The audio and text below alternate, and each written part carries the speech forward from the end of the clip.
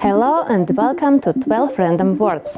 Please meet Alvaro Martin, the CEO, and Fernanda Clares de Luna, Game Director of Pulsar.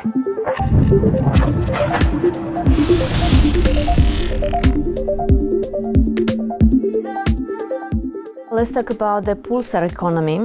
What is your vision for Pulsar economy? Player-driven economy. A player-driven economy. That's it.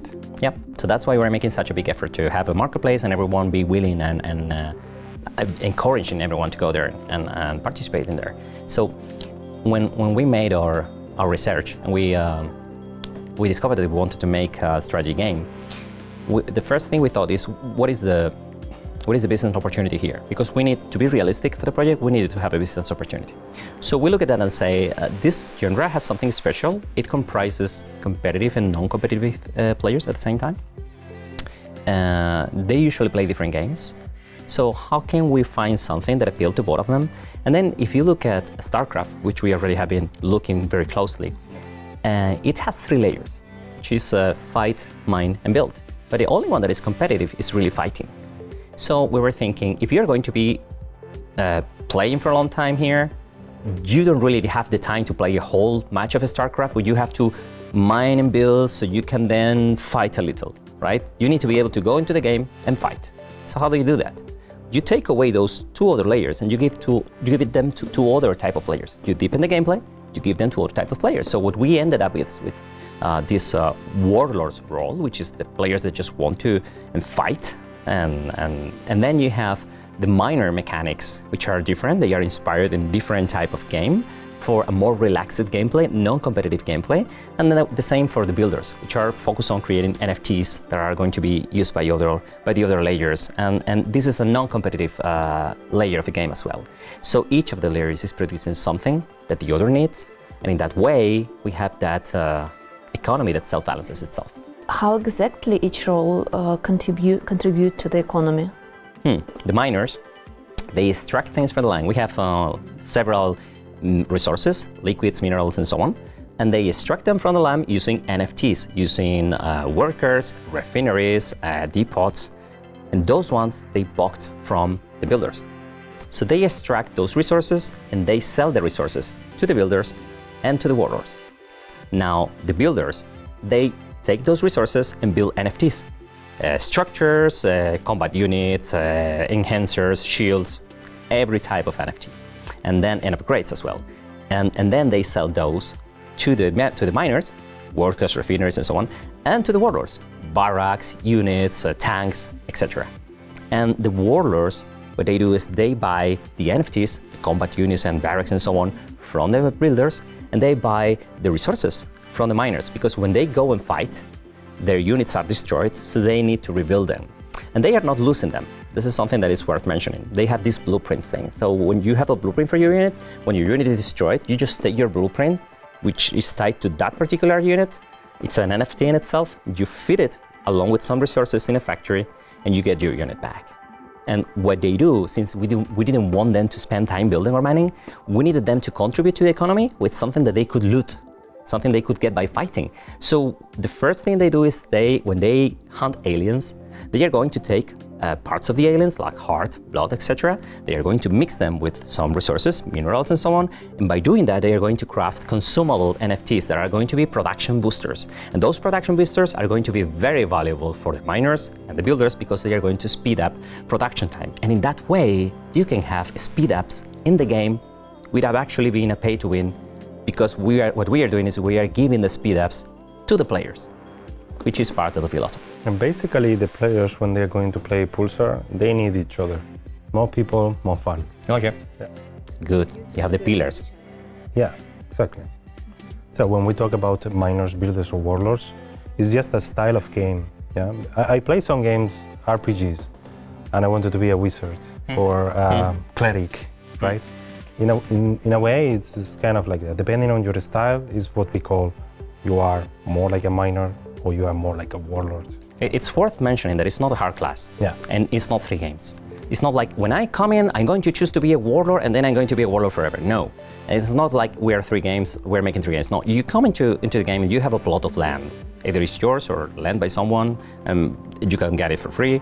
And then you're there and you need to decide the gameplay is going to be enabled by the buildings and the units you put in there. So if you have your plot of land and you put a lot of barracks and produce combat units and go to fight, what you are doing there, the decisions you are taking are very similar to StarCraft. You are being a warlord at that point. And then if you take over those buildings, you put refineries and workers and go below the earth and mine, the decisions you are taking are the minor decisions, right? And if you stay on your plot of land and use different techniques to merge different buildings and not merge buildings, but use buildings as ingredients for other buildings, and then you discover new recipes and so on, what you're doing is you're being a builder. But all of them use the same assets, same 3D models, same sounds, same UI. It's the same game. The only thing that differentiates that is what you are doing at a given point. We think that it's going to be, you probably are going to want to specialize because you have limited space, so you are going to be able to contribute to the marketplace with something more competitive. If you have only one, if you have a lot of barracks, you're going to be a much better warlord, and if you have less, because you are splitting the space, right? Yeah, and if you are more competitive, that means that you can sell something for a higher price, but you are going to need more deals. It's like the game is calling you to specialize, right? Yeah, everything in the game is thought in that way because we want the marketplace work because it's needed for the game, but not because it's something we are forcing you to do. It's because it's advantageous for you to do that. Actually, making the link with the 24-hour StarCraft, like if you think about it, in a match in StarCraft, you just send the miners to mine in microseconds even, and you build some barracks, some stuff, and then you fight. You need to keep the macro, yeah, and manage the game and the fight, yeah. But we just try to have fun in all of those stages: mining, building, and fight and conquest. We didn't talk about conquest. Yeah. How does this three-sided type economy stay balanced? Oh wow! It's because it's a competitive market. So we're trying to achieve an efficient market, that competitive efficient market that is going to itself, it's going to balance itself in a way. This is what we're aiming to. So the first thing that we have is that players set their own prices. So if you sell too high, people will buy from someone else, and then you will lower the price, right? So it will self-adjust. But on top of that, we are going to do something that we think is novel. I'm not sure, but I think it's novel. We're going to actually provide the data to the players of which roles are more profitable, and that is key for us. We're going to actually make a partnership with someone, with a company called Play to Earn Analytics, and very nice guys too, and investors in us as well. Shout out to Miko. Yeah, shout out to Miko, man. Yeah. And this, we are going to provide the data of the profitability, because if you as a player, if you see that the warlords are very profitable, what it means is that there are not a lot of warlords. So what they provide, which is the production boosters, they are in high demand. So it means that maybe you want to move and be a warlord because it's very profitable, right?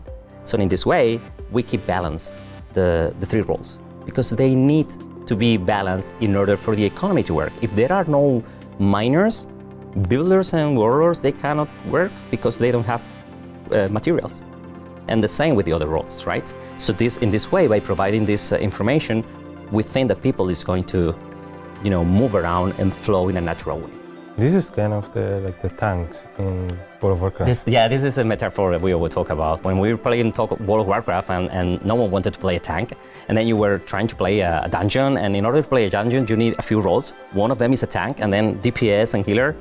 And then since there were not so many tanks, you had to wait for a lot of time, right? And so the tanks were in very, very high demand. So whenever you wanted to play, you could play. So this similar thing here, yes. Yeah. And how do the free-to-play players earn money in Pulsar game? They need to do a proof of engagement, we call it. Yeah. So we like to have an analogy here. Pulsar is time investment. Yeah. So for instance, if I'm a free-to-play user, and I'm going to spend 1 month, 2 months, 3 months to create, I don't know, a huge spider tank or an incredible miner or something like that, yeah? So it's how that guy, when he is going to put it on the market, people will know the value because it's like 3 months. I don't know how much is Pulsar, but it's 3 months of my life working on that, right? So that is the way that the guys that are going to start with nothing, through the guilds or through a few of the land that will be shared, is how they are going to earn money in the market. Just spending their time having fun and being a bit smart, no? Crafting the things that they are going to see that other people need, right? And that's it. You play whatever you produce. Either you keep it or you put it in the marketplace. Yeah. Simple as that.